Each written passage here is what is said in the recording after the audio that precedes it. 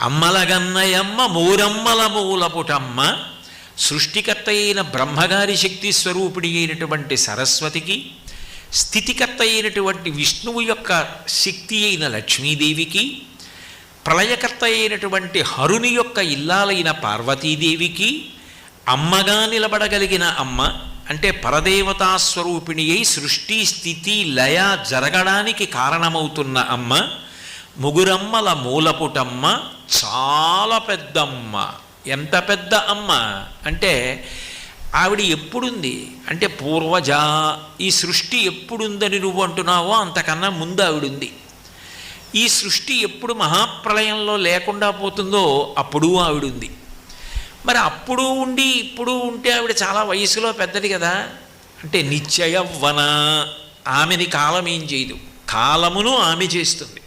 కాలము కూడా ఆగిపోయేటట్టు